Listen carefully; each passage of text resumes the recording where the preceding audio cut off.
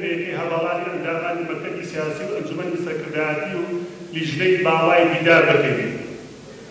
هەواڵانی بەڕێز، لە ئێوە شارەوە نییە دیداری یەکێکەکەمان لەبەر دۆخێکی ناوخۆ و عێراقی و ئیقلیمی و تەنانەت جیهانی دژواردا ڕێک دەخرێت.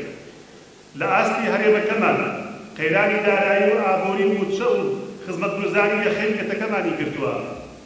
بەشێکی قەیرانەکە بۆ هۆی بڕێکی بودجەوەیەوە، بەشێکی دیکەی بۆ هۆی خراپی ئیدارەداری دارایی و کارژێڕی و پەرەساندنی گەندەڵیەوەیە. بەداخەوە ناکۆکی لایەنە سیاسیەکان و جێی یەکبوون و تەبایی درێژ کردووە. تەنگەشەی سیاسی و شێخوچەی نالۆجیکی بەدە لە بەرژەوەندی گشتی تاغێت پەرەدەستێنێت. لای بەڕێستان ڕوونە قەیرانی ناوخۆی تا ئەو ئاستا ئەو بۆتەوە مەترسی جدی بۆ سەر ئەزموونی دێموکراسی و ئەزموونی حوکمڕانی خەماڵی دروست کردووە. پێداگیری و عینادی لەسەر بەرژەوەی دەستی حیزبی و برنەوە بۆ ڕاندنی چەند کورسیەک خەریکە پرۆسەی سیاسی و هەرێمەکەمان دەگەیەنە ڕێگایەکی داخراوە. لە ئاستی عێراق کورد وەک پێکهاتەیەکی نەتەوەیی سەنجی جاران و سەنجی سروشتی لەدەستداوە. لایەنێکی سیاسی لە پێناو بەرژەوەی تەسکی حیزبییدا کەوتۆتە کارتبازی و مەسەلەی ڕەواکەمانی لە مەسەلەی تەواەتیەوە بە بەرژەوەندی تەسکی حیزبییتی چەڵ کردوتەوە. پەیوەندی هەرێمەکەمان بە حکومەتی ناوەند و دەوڵەتی عێراق و بە هەموو دامەزراوەکانەوە پەیوەندیەکی لاسەنگ و ناساغڵەمە. نە ئێمە لە هەرێمی کوردستان ئەرکی دەستوریمان جێبەجێ کردووە و نە حکومەتی فیدرالیش بە جستایەتی سەرشانی خۆی بە ڕەهایی جێبەجێ کردووە. ئێمە سەرباری ئەوەی دوای هەڵبژاردننی ئەنجومەنی نوێنەرانی عێراق تووشی چەند وەسەیەکی سیاسی بووین. هیچ ئاسۆیەکی ڕوون نییە بۆ چارەسەرکردن. هەواڵانی بەڕێز، لە دۆخێکی وا دژواردا یەکێتیەکەمان یەکێتی مام هەنگاوێکی جەسوورانەوە بە ئاڕاستەی بەخۆداچۆنەوە و خۆسازدانەوە بۆ خۆناغی ئێستا و داهاتوو دەهاوێژێت. دیداری یەکێتی چەند جێگای بایەخە دە ئەوەندە جێگای ئومێدە. چاوەڕوانی هەواڵانی یەکێتی و تەواوی جەماوەری سەربەرزی کوردستان لەو دیدارەدا تاڵبەڵی گەورە و هیوابەخشە. بۆیە دەبێت ئێمە یەکێتیەکان لە ئاستی ئەو چاوەڕوانەیەدا بین. دیداری یەکێتی بکەینە، وێستگەی هەڵوێستەکردن و ئاوەڕدانەوە لە ڕابردوو ڕوانی بۆ ئێستا و بۆ داهاتوو. دیداری بکەینە سەرەتایەکی نوێ بۆ بژانەوەی بیر و باوەڕی نوێکردنەوە و مڕاری نسیبی حیزبی. دیداری یەکێتی بکەینە هەری هەستانەوە و ڕابنەوەی پڕ لە حەماسەت و ئاوردە ڕوحێتی لەسەرتا سەرکەوتن.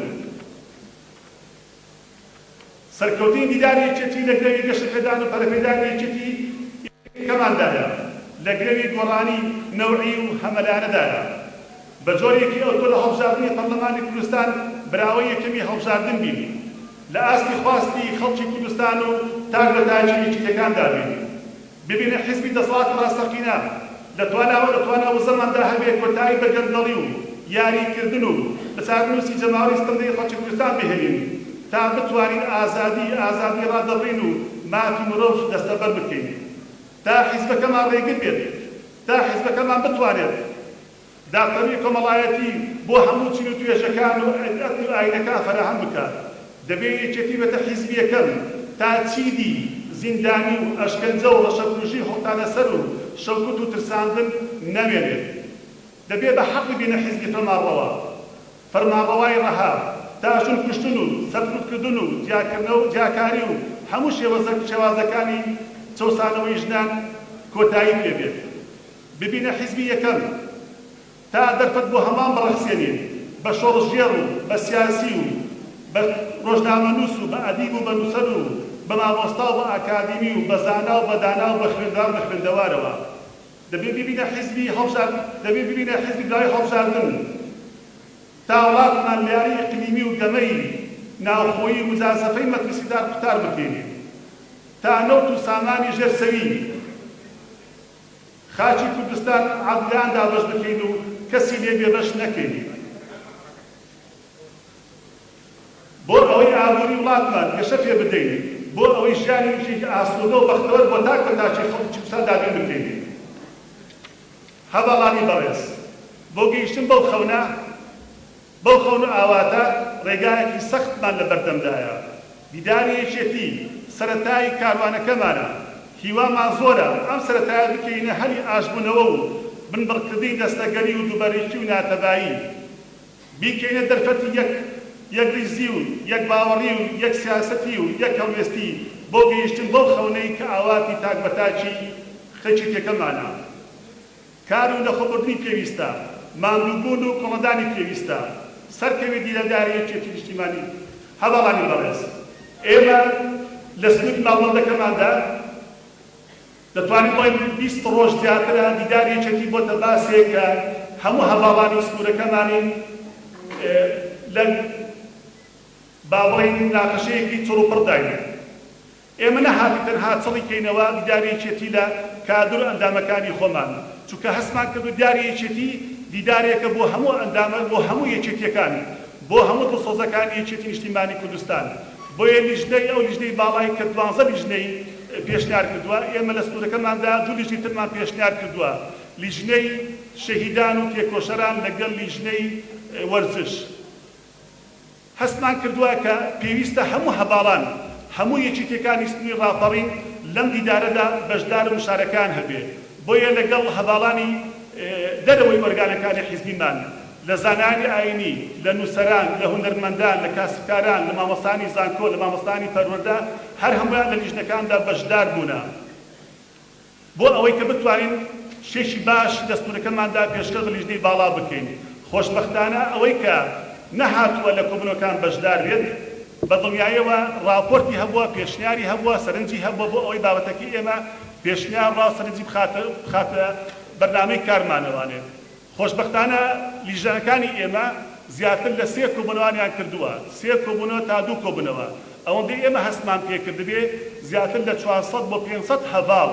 لە دەرەوەی ئۆرگانەکان و لە ناوی ئۆرگانەکان بەشداریان کردووە لە لیژنەکان بۆ مناقەشەی دیداری یەکێتی هیواداری دیداری یەکێتی بێتە ئەو وێزگەی کە بتوانێت پەنجە بخەینە سەر بینەکان بتوانین شتێکی باش پێشکەکەین وەڵامگۆی هەموو ئەو پرسیارە نەبین کە پێویستە یەکێتی نیشتیمانی کوردستان لەمە دووە بیداتەوە بە تایبەتی گەنج هەباڵان لە سنووری ئێمەدا کێشەیەکی گەورەمان هەیە کێشەی گەنجە ئەگەر هەر یەختێک هەر بەلەمێک لە ئیجا تووشی نقم بوون بێت بە دڵنیایەوە مەدەستمان لەسەر سنگە دەترسین گەنجی سنوورەکەمانی تێدا بێت چونکە بەداخەوە لێرە فرسەتی کار هەلی کار زۆر کەمە لە سنووری ئێمەدا داوا لە دیدار دەکەین هێندەی بکرێت هاوکارمان بێ بۆ ئەوی بتوانین لێرە هەلی کار بۆ گەنجەکانمان بۆ لاوەکانمان فراهەم بکەین بۆی چیتر سەرگەردان نەبن نەڕۆن بۆ هەندەران ئێستا ئەوەندەی ئێمە ئاگامان لێ بێ زانیاریمان هەبێ ژمارەیەکی ئێجگار زۆر لە گەنجانمان خوان ئامادە کردووە کۆڕەوێکی تری تازە لە سنوورەکەمان دەست پێ دەکات ئەمەش خراپە بۆ هەمومان چونکە هەمومان دەزانین کە گەنج کەلاو ئەو سەرمایەیە کە لە عەیدە دەبنە حکومڕانی وڵات و وڵاتەی ئەوانە ناکرێت گەنج لەو سنوورە خاڵی بێت بەداخەوەی ئێستا لە خوێندنگاکانمان لە بازاردا گەنج وەختە بڵێ خاڵیە لە گەنج هەر هەمووی سەری خۆی هەڵگرتووە دەڕوا بۆی هیوادارین لایانی پەیوەنددارەکانی خۆمان بەتایبەتی ڕوویدەمان لە تیمی حکومەتە لە هەرێمی کوردستان بتوان لێرەکانە هەلی کار بڕەخسێنین بۆ گەنج بۆی چیتر گەنجەکانمان سەری خوا هەڵنەگوون نەڕۆن جارێکی تر بەناوی هەڤاڵانم لە مەڵبەندی بیسوای ڕاپەڕین بە خراپتندا دەکەین خۆشحاڵین بە ئامادەبوونتان عەزیزتان کێشا زۆر سوپاس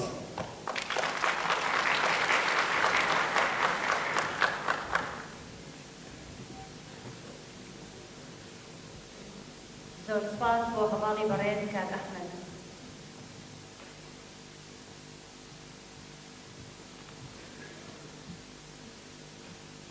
مەشغەڵانی شۆڕشی نوێی ئەم جارە گڕی بڕوای ڕەنجدەران و هەژارە کوردستانم شاخ و دەشت و ڕێوبانت کوردستانم پێشمەرگەیە داستانت لە ئاشتیە کۆتری سپی و شنەی باین لە شەڕی شاپەڵنگین و ڕەشەباین قەڵای ئێمە شورای پشتمان سەنگەرمان هێزی گەلە و یان و کافە ڕابەرمان ئامادەبوونی بەڕێز ئێستاش کاک جەمال حوسێن ئەندامی لیژنەی باڵای دیداری یەکێتی با بفەرمێت بۆ وتاری لیژنەی باڵای دەر.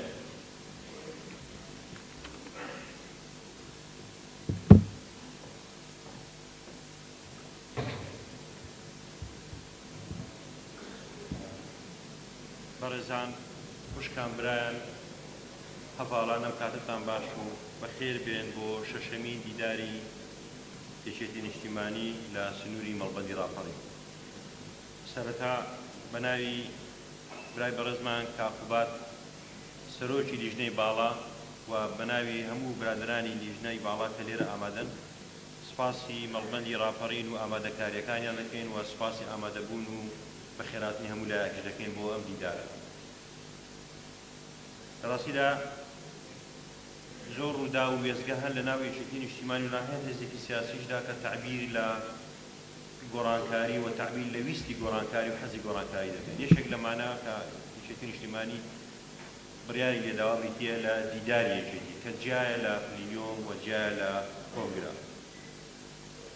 هەمومان وتارەکەی کاقوباتمان بینی کە لەبارەی دیداری یەکێتی بۆچی وەتیایدا هێڵە گشتەکانی دیدارەکەی ڕوون کردەوە و بەرچاوڕوونیدا کە ئەم دیدارە ئامانج لەم دیدارە یا هۆکاری ئەم دیدارە یا خودی دیدارەکە خۆی لەسەر دوو قاچ وەستاوە. قاچێکیان هەبوونی کێشە و گیر و گرفتی زۆرە کەڵەکەبووی ناوی یەکێتی نیشتیمانیە کە سەرباری کۆنگرا کە بوو بەهۆی گۆڕانکاریەکی زۆر لە دەموچاوەکاندا بەڵام نەیتوانێت کێشانە چاسەرکە.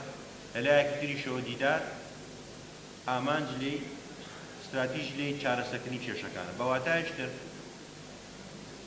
اعترافکردن و بەڕاشکاویش لە وتارەکەیدا وتوێتی کە ڕاشکاوانە قسە بکەین ئێمە وەکو یەکێتی نیشتیمانی هێزێکی کێشەمانەیە.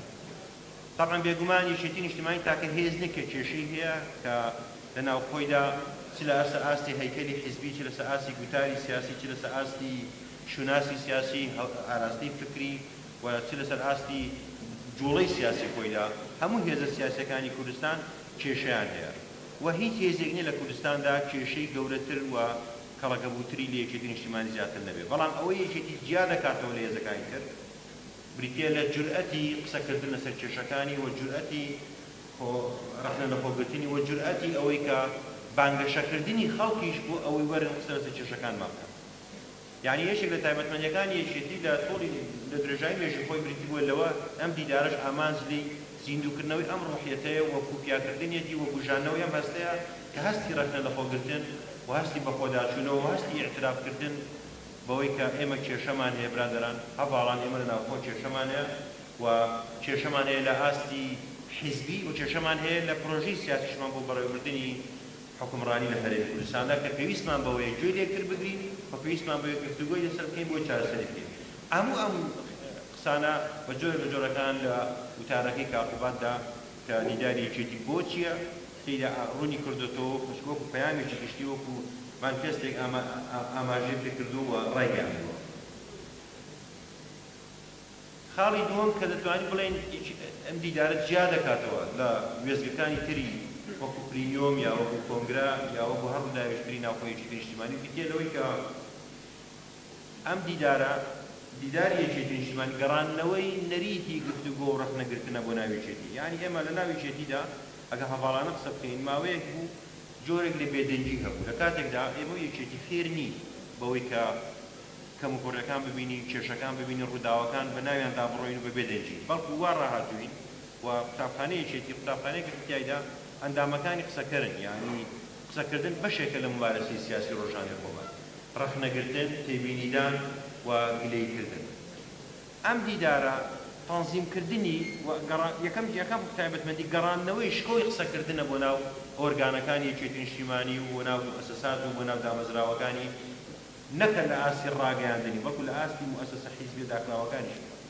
بەمانایەشی کە قسەکردن کردەیەکی سیاسیە، یعنی یەکەمین یەکێک لە فۆرمەکانی ممارەسەکردنی کردەی سیاسی بکێ لە قسەکردن. هەمان ئەو قسەی کە دەڵێ ئینسان کائینێکی سیاسیە، بوونەوەرێکی سیاسیە، لە هەمان شوێندا هاتووە دەڵێ ئینسان بوونەوەرێکی قسەکەرە، بەڵام بە قسە تعبیر لە سیاسەت دەکات. قسەکردن فۆرمێک لە فۆرمەکانی سیاسەت لە ممارەسەی عەمەلی سیاسی قسەکردنە. ئێمە لە ناو یەکێتی هەمیشە لە ڕێی قسەکردنەوە بەشێک لە ئەدای سیاسی خۆمان، شوناسی سیاسی خۆمان و بۆچوونی خۆمان خستۆتە ڕوو.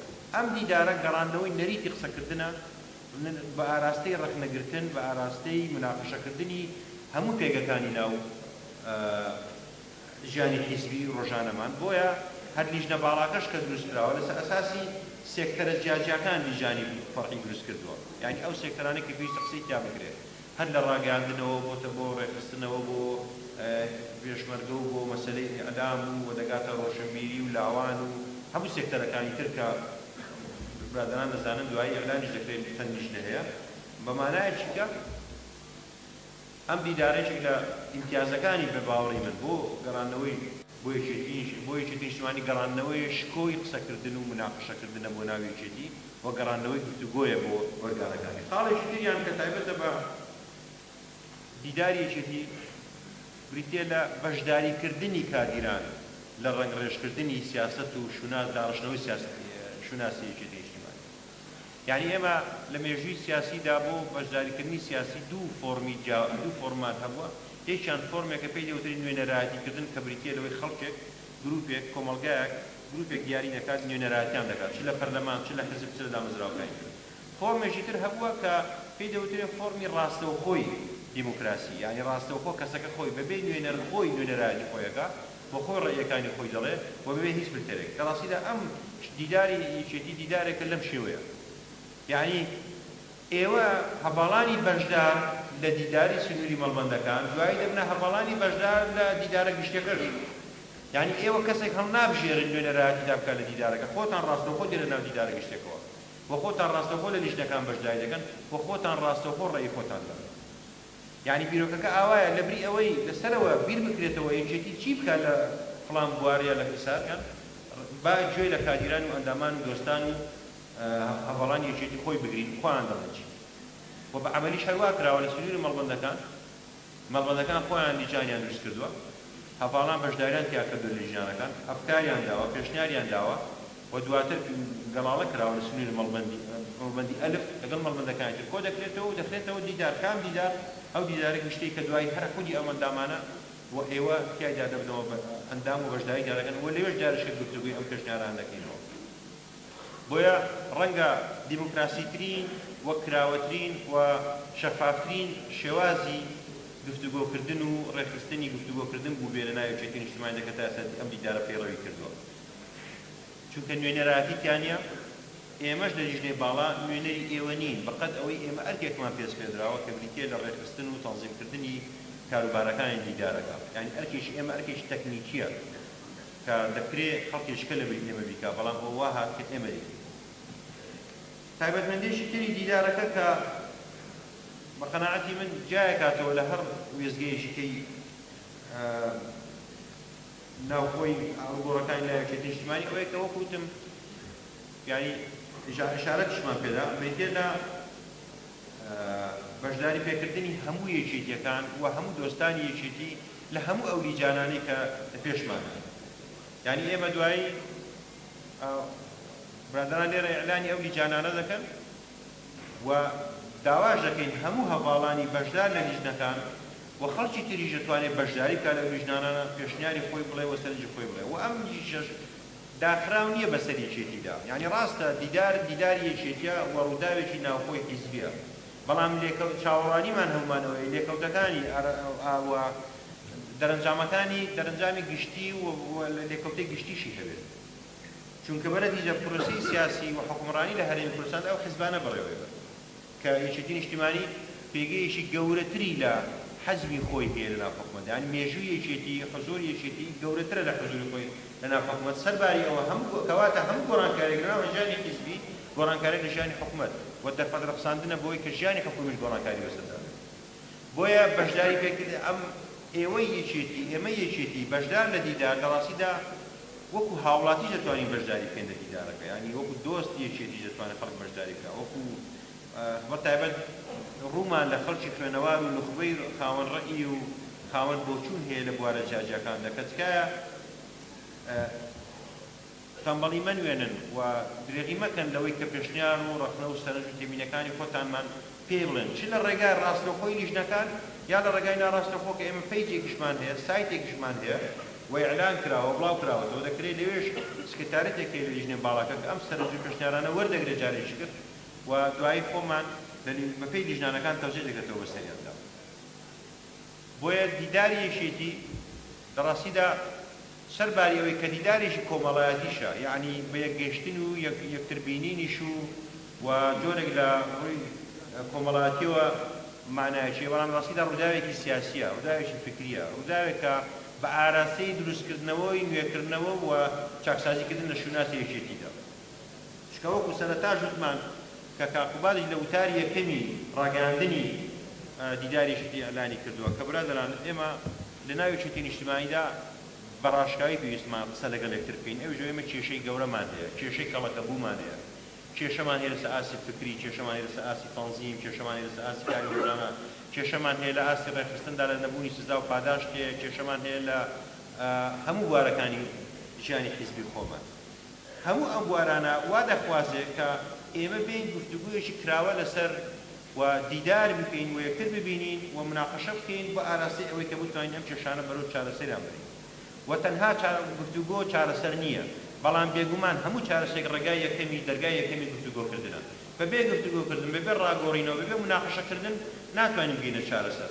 بەڵام قەتیسمانەوە لە گفتوگۆ، ومانەوە لە گفتوگۆ لە مناقەشە ئەگەر هەنگاوی دوای بۆ دوادانەیە کە چارەسەرەوە کرد، لێکەوتەی عەمەلی و لێکەوتەی کردارەژی نەبێ، ڕەنگە لە بری ئەوەی ڕێگامان بۆ بکاتەوە ڕێگامان لێدا دەکات، لە بری ئەوەی پاڵنەر بێ ڕامان دەگرێت و ڕامانەکێشە بۆ دووە.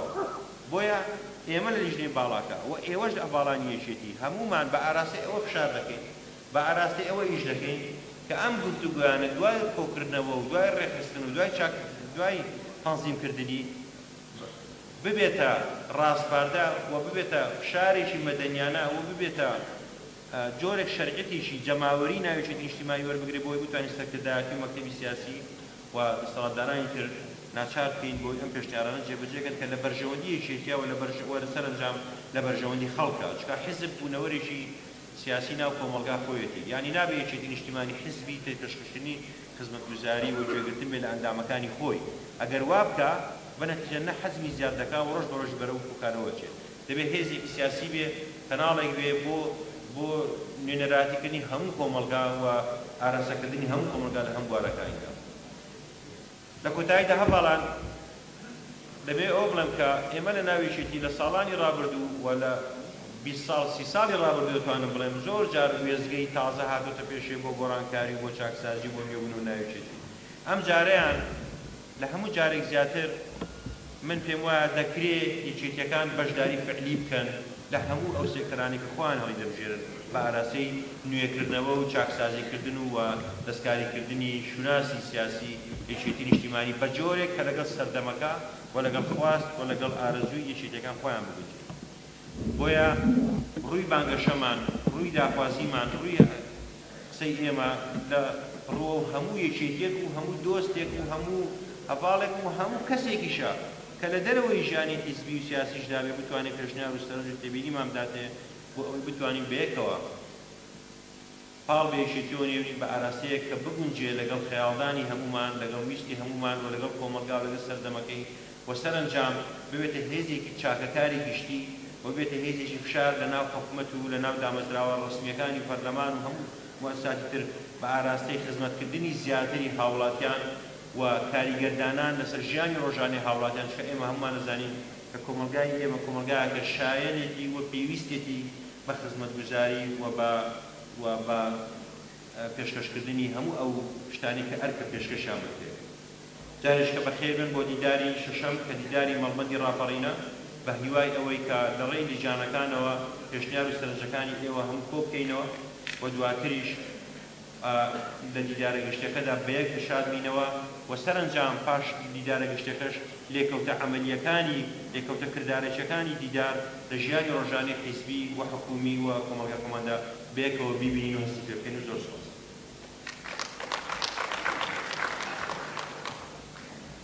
زۆر سپاس بۆ هەواڵ و زەمان حوسێن.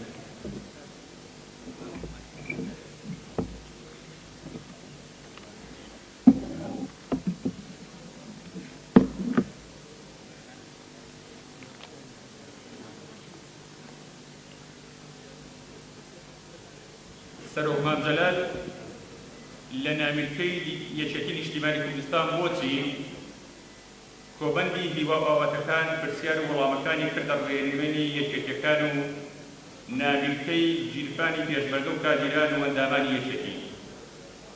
هەر لەم نامیلکەیەدا شوناس و ئەرچی تێکۆشەرانی ناو یەکێتی دیاری کرد. دیارە لە هەموو قۆناغی سیاسیدا پرسیاری نوێ دێتە ئاراوە و وەڵامی یەکێتیانەش هەر دەبێت و هەر دەبێت فەق بە پێستی ئەرکەکانی هەلومەرجی نوێ بێت. قۆناغی تازەی کۆمەڵگەی کوردستان پێویستی بە پرسیاری تازە و وەڵامی تازەش هەیە. یەکێتی چی پێیە بۆ دوا ڕۆژی کوردستان؟ پلان، استراتیژ و دیدگاری چییە بۆ پرس و بابەت هەمەجۆرەکانی؟ ڕاستە یەکێتی مێژوویەکی پڕ شانازی و دەستکەوتی دیاری هەیە. کاروانێکی دوور و درێژی شەهیدان و خەباتێکی هەمەلایەن و فکری و خەباتێکی هەمەلایەنی فکری و سیاسی هەیە لەسەر خستنی پرسی ڕەوای هێلەکەماندا. سەرکردەی مەزنی وەک مامجەلالی پێشکەشی کوردستان کردووە. لە چەندین بواری سیاسی کۆمەڵایەتی کولتوریدا دەستپێشخەر بووە، بەڵام هێشتا پرسیاری زۆرمان لە یەکێتی کەچی پێ بۆ دوا ڕۆژی ئایندەی نەوەکانی داهاتوومان.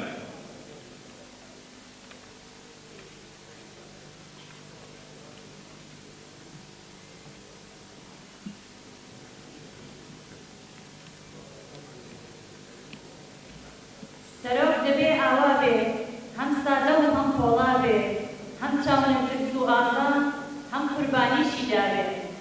ئامادەبوانی خۆشەویستی میوانانیازی ئێستاش گروپی دەستەی کچانی سەوزی بیدار نمایشێکیان هەیە بۆمان داوەسەرن.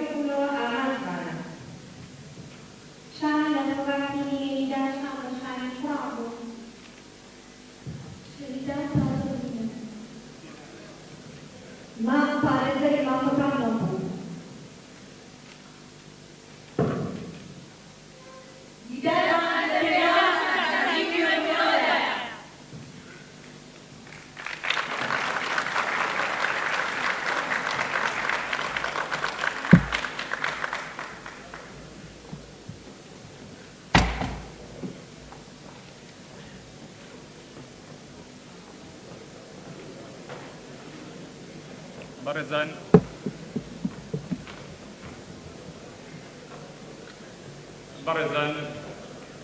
بە هەواڵ ئەحمەد زراد فەرمێت بۆ ڕوونکردنەوەی لیژنەکان وتەیەکی کوردی هەیە لەسەر لیژنەکان بەفەرمێت.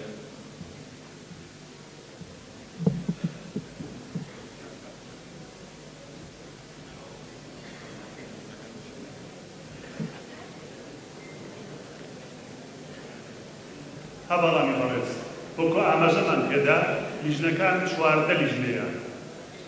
هەموو شوێنەکان دیاری کراون لەکوێ مناقەشەکان دەست پێ دەکات. بڕیارم بوو سەعات 2 هەباڵانی لیژنەکان بستنەوە بۆ شوێنەکانیان، بەڵام لەبەر لیژنەی باڵا و هەباڵانی ئەنجومەنی سەرکردایەتی پێشنیار ئەوەیە کە سەعات 10 هەباڵانی لیژنەکان لە شوێنی ئیشکردنیان بن. بۆی ئێستا ئێمە سەعات 1 سەعات 1 هەموو هەباڵان لە شوێنی ئاماژە پێکراوە بن لەوێ دەست بە کارەکانی خۆیان بکەن. ئەم لیژنانە دیارە بەردەوام دەبن. ئەمە نییە تەنها ئەمڕۆ کۆتایی پێبێت، وابزان دڵشمان لە بەردەمدایە. ئەم لیژنانی ئێمە ئەو ڕاپۆرت و پێشنیار و سەرنجانی کە ئێمە هەمان بووە، ئەمە دەبێتە بنەمایەک نەواتێک بۆ ئیشکردن لەسەری، بۆی هیوادارین ئەو هەباڵانی کە ئێستا لە حەزوریان هەیە لەگەڵ لیژنەکاندا ئەوەی کە پەیوەندی نەکردووە ئارەزوومەندە لەو لیژنە زیاترانە بەشدار بێت.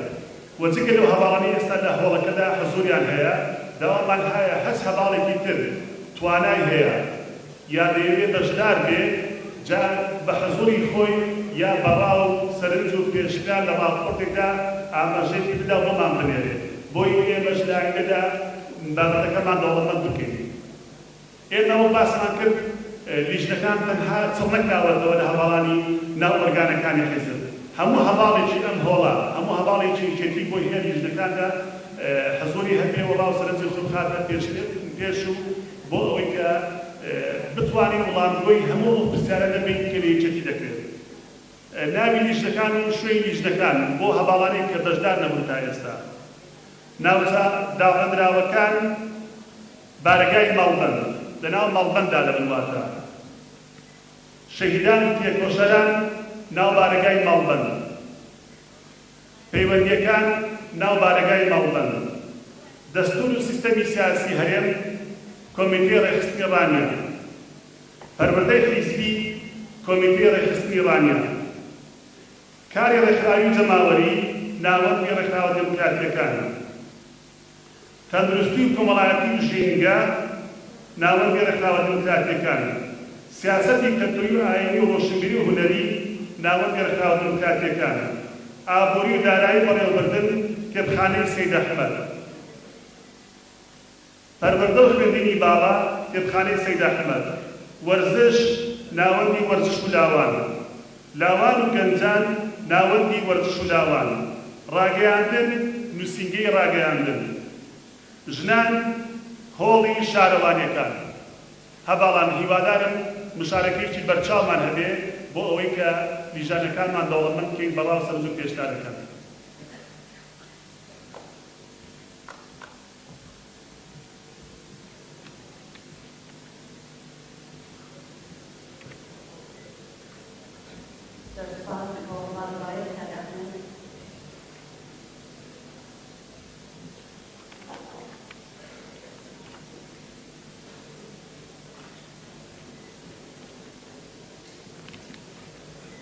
ئێسخانەکانم ئازنن گۆشتم بەردە و خوێنم دەریا، گەر بتەوێ ئەسەنگەرم پێچۆڵ بکەین لاقا و دەجباران نەگەڕەشەوە.